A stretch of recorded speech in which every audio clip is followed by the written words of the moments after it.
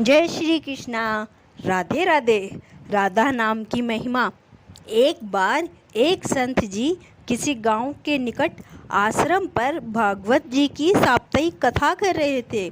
तीसरे दिन के वेदांत में वह कथा करते हुए बताने लगे, अनेक प्रकार के लोग जो पाप कर्म करते हैं उन्हें अनेक प्रकार के नरकों में जाना पड़ता है, लेकिन एक उपाय है जिसके द्वारा नरकों में जाने से बचा जा सकता है। कोई एक बार सच्चे हृदय से राधा नाम पुकार ले तो वह नरकों में नहीं जाता। एक सेठ जी रोज आकर सत्संग सुना करते थे। सत्संग समाप्ति के पश्चात वह संत जी के चरणों में आकर बड़े जोर से रोने लगे। संत जी ने कहा, अरे सेठ जी क्यों रोते हो? तुम्हारा मन उदास क्यों है?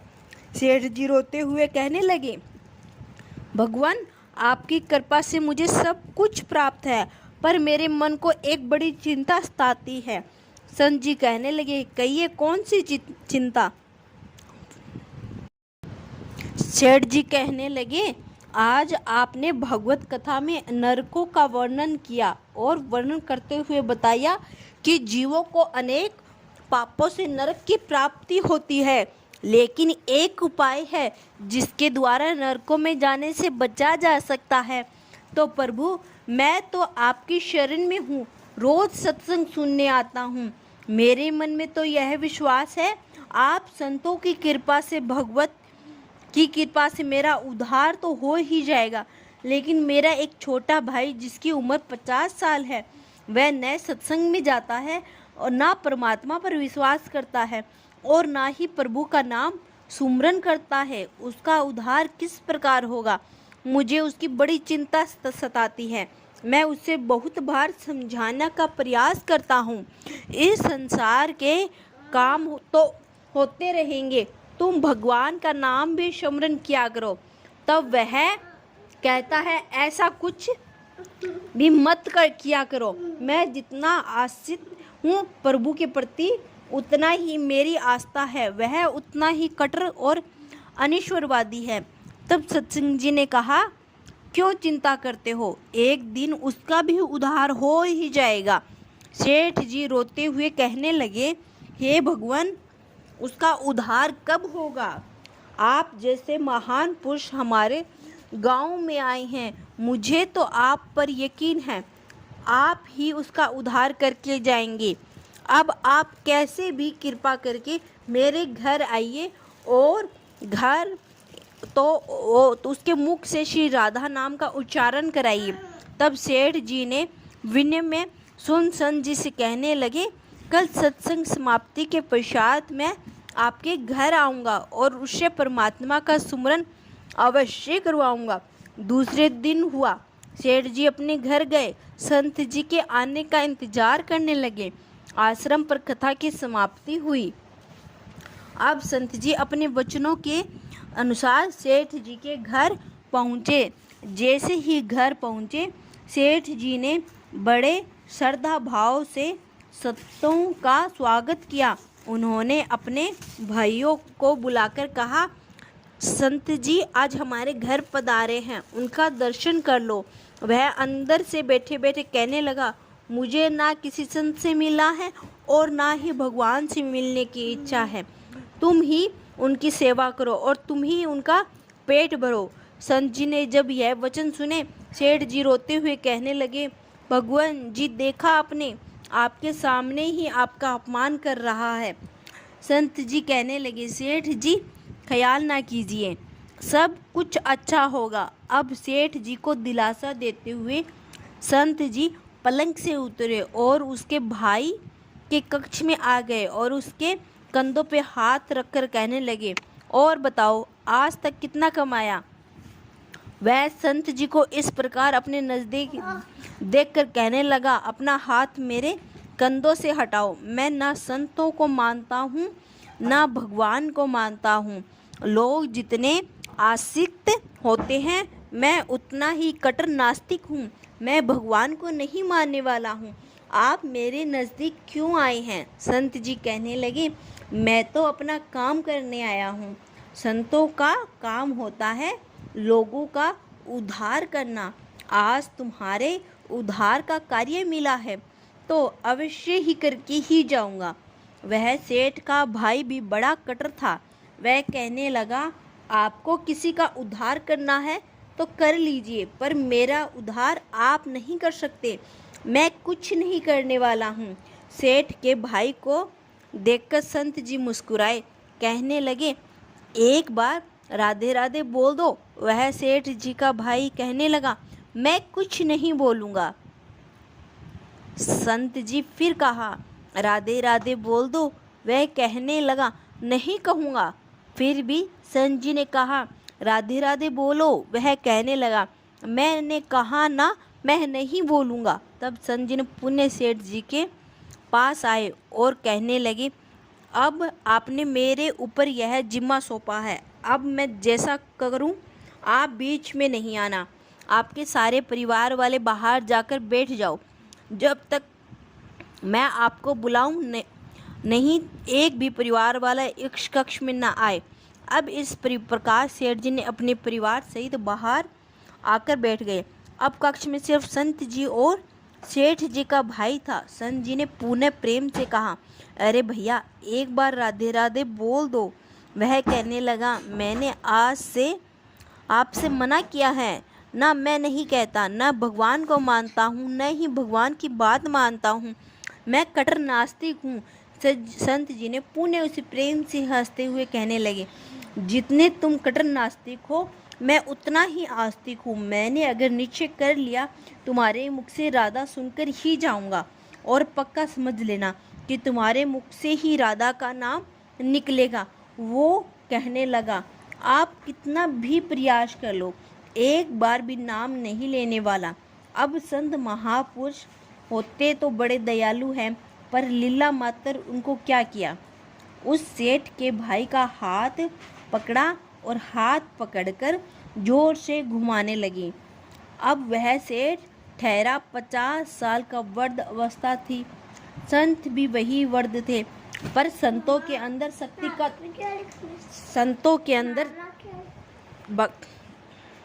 भक्ति का तेज होता है। उन्होंने जोर से उसके भाई का हाथ घुमाया। हाथ घुमाकर संत जी कहने लगे, कहो राधे राधे। वह कहने लगा, नहीं कहूँगा। अब तो संत जी को जोर से हाथ घुमाकर सेठ के भाई को जमीन पर पटक दिया और खुद उसके पेट पर चढ़कर बैठ गए। और संत जी फिर कहने लगे, बोल राधे राधे। वह फिर कहने लगा, नहीं कहूँगा। अब तो संत जी उसके दोनों हाथ पकड़ के उसके पैरों को बांध दिया और कहने लगे, कहो राधे राधे। अब ऐसी अवस्था में वह सोचने लगता है, यह संत तो मुझे मार ही देगा।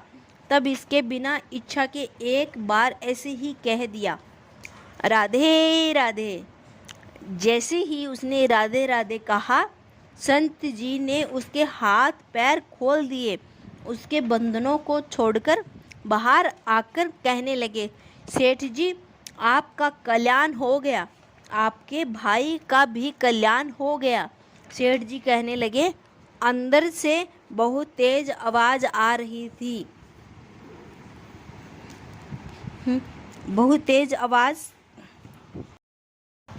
तब संत जी कहने लगे, आपने काम ही ऐसा दिया था। आपने कहा वह नास्तिक है, कभी कुछ बोलता ही नहीं। आज आपके भाई ने राधे राधे नाम का उच्चारण कर लिया है, उसका कल्याण हो गया है। अब मैं जा रहा हूँ, कल से पुण्य मेरी कथा है। अब संत जी तो अपने स्थान पर लौट आए। सेठ का भाई जमीन से उठकर अपने भाई से कहने लगा, ये कैसा संत है, मुझे झगड़ा करने आ गए, मेरे ऊपर चढ़कर बैठ गए और राधा राधा कहने लगे। अगर राधा राधा का नाम उच्चारण नहीं करोगे तो मैं तुम्हारे ऊपर से ऐसे ही बैठा रहूँगा। अब उसकी बात सुन सेठ जी हंसने लगे। वे हंसते हुए मन से भगवान को धन्यवाद देते हुए कहने लगे, हे प्रभु, आपके संत भी बड़े दयालु हैं, खुद कष्ट सहकर भी लोगों का कल्याण करते हैं। समय व्यतीत होता गया। मुश्किल से 5-6 महीने गुजरे। अचानक एक दिन छोटे भाई का देहांत हो गया। शरीर समाप्ति के पश्चात आत्मा शरीर से अलग हो जाती है। वह आत्मा ही ऊपर यमराज के पास जाकर सारे हिसाब किताब देती है। अब उस व्यक्ति का हिसाब किताब खोला गया। यमराज ने चित्रगुप्त से कहा, जो आज इंसान हमारे पास लाया है उसका हिसाब क्या है? चित्रगुप्त कर्मों का हिसाब देखकर बताने लगे, हे भगवान, इसने अपने जीवन में कभी भी परमात्मा का नाम सुमरन नहीं किया है, सदा पाप ही पाप किए हैं, इसे तो सीधे नरक भेज दिया जाएगा। अब यमराज के आदेश अनुसार जैसे ही उसे नरक भेजा जा रहा था, तभी चित्रगुप्त ने कहा, भगवान, एक बात और है। यमराज जी ने कहा, कौन सी बात? चित्रगुप्त ने कहा, भगवान, एक बार संतों के कहने पर इसने राधा नाम का उच्चारण किया था। अब एक बार राधा नाम का उच्चारण यमराज ने दूतों से कहा, थोड़ी देर रुक जाइए, इसका हिसाब किया जाएगा, इसके बाद ही इसे नरक में भेजा जाएगा। यमराज ने पुनः चित्रगुप्त से कहा, जल्दी से इसका हिसाब देखो और कहीं इसे परमात्मा का उच्चारण तो नहीं किया। चित्रगुप्त ने फिर से पुनः सारा हिसाब देखा और देखकर कहने लगे, भगवान, इसने एक बार जो नाम उच्चारण किया वह संतों के भय से किया था, दिल से भी नहीं किया था, पर एक बार राधा नाम का उच्चारण किया है। जीवन पाप में, अब क्या किया जाए? तब यमराज ने उसी इंसान से पूछा, एक बात बताओ, हम तुम्हें पहले राधा नाम का उच्चारण का फल दें या तुम्हारे नरक में भेज दिया जाए? तब वह भक्त हाथ जोड़कर कहने लगा, भगवान, नरक में तो जाना ही है, इससे अच्छा है आप मुझे एक बार राधा नाम का उच्चारण का फल दो, फिर मुझे चाहे जहाँ भेज देना। अभी यमराज जी अपनी पुस्तक खोलकर लगे कि एक बार राधा नाम उच्चारण का फल क्या है। उन्होंने सारी पुस्तक खोल दी, पर उन्हें कहीं फल दिखाई नहीं दिया। तब वह विचार करने लगा, एक बार राधा नाम उच्चारण का फल तो मुझे पता ही नहीं। तब वह अपनी शंका के निवारण करने के लिए उस भक्त को अपने साथ लेकर स्वर्ग लोक में आ गए। स्वर्ग में आकर यमराज ने इंद्रदेव से कहा, हे इंद्रदेव, मुझे बताओ, एक बार राधा नाम उच्चारण करने का क्या फल है? तब इंद्रदेव ने कहा, प्रयास किया, पर उन्होंने भी इसका फल पता नहीं चला। तब सब देवता मिलकर ब्रह्मादेव के पास आए। ब्रह्मादेव ने जब उन सबको देखा, तब ब्रह्मादेव उनसे पूछने लगे, यह आपके साथ इंसान कौन है? तब इंद्रदेव कहने लगे, भगवान, इसने एक बार राधा नाम का उच्चारण किया है, बाकी सारा जीवन इसने पाप किया है। हमें तो पता नहीं राधा नाम उच्चारण का फल क्या है, इसीलिए हम आपके पास आए हैं। तब ब्रह्मा जी ने भी बड़ा प्रयास किया, राधा नाम उच्चारण का फल क्या है, अब उन्हें भी पता नहीं चला। तब वे ब्रह्मदेव कहने लगे, हम सब मिलकर इसे अपने साथ लेकर भगवान शंकर जी के पास चलते हैं। तब वह भगवान शंकर जी के पास पहुँचे। भगवान शंकर जी से प्रार्थना कर कहने लगे, हे महादेव, इस इंसान ने सारा जीवन पाप किया, बस एक बार संतों के कहने पर राधा नाम का उच्चारण किया है। अब आप बताइए, एक बार राधा नाम लेने का क्या फल मिलता है? तब महादेव जी ने बड़ा प्रयास किया, पर वह भी राधा नाम का महिमा की नहीं बता सके। तब शंकर जी कहने लगे, अब हमें भगवान श्री कृष्ण के पास चलना पड़ेगा, क्योंकि वही राधा तत्व को जानते हैं।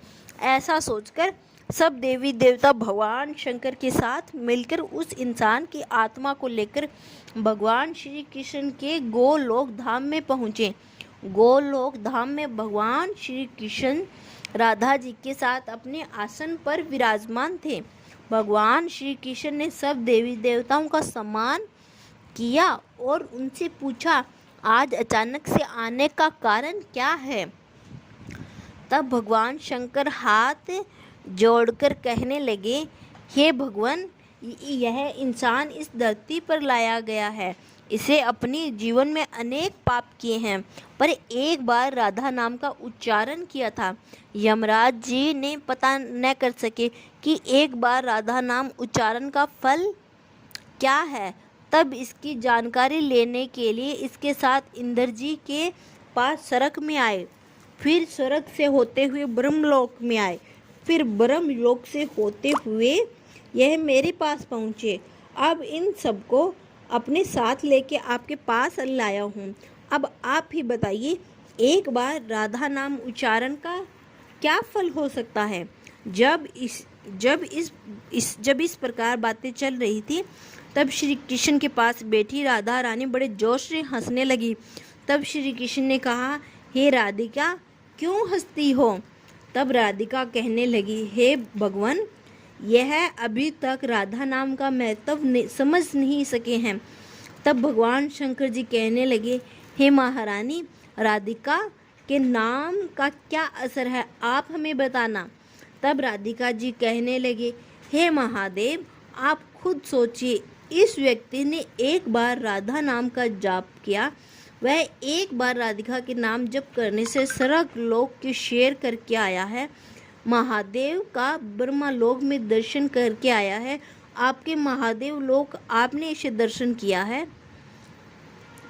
आज एक बार राधा उच्चारण के प्रभाव से यह आप सबको साथ लेकर हमारे गोलोक धाम में आया है, मेरे दर्शन और श्री कृष्ण का पूजन कर रहा है। इससे अधिक राधा नाम का और फल क्या हो सकता है। जब राधिका जी ने इस प्रकार एक बार राधा नाम का पूरा महत्व बताया, तो यमराज कहने लगे, यह तो बड़ा अनंत फल है। जो व्यक्ति नरकों में जाने वाला था, वह एक बार उच्चारण से सब लोगों की यात्रा कर भगवान श्री कृष्ण और राधा रानी के चरणों में उपस्थित हो गया। इससे अधिक फल और क्या हो सकता है। तभी फिर से यमराज कहने लगे, भगवान, क्या अब इसे नरकों में जाने की आवश्यकता नहीं है। तब भगवान श्री कृष्ण कहने लगे, हे धर्मराज, जिसने एक बार राधा रानी के चरणों का दर्शन कर लिया हो, वह तो कभी नरक में जा ही नहीं सकता। तब वह भक्त जो वहाँ पर राधा रानी के दर्शन कर रहा था, वह कहने लगा, हे महारानी, मैंने तो संतों के भय में आकर आपका राधा नाम उच्चारण किया था, पर जो सच्चे हृदय से आपको नाम का उच्चारण करते हैं, उन्हें तो जीवन में कोई भय होगा ही नहीं। वह तो नरक की यात्रा में कभी निकलेंगे ही नहीं, वह तो सीधा आपके चरणों में ही समा जाएंगे।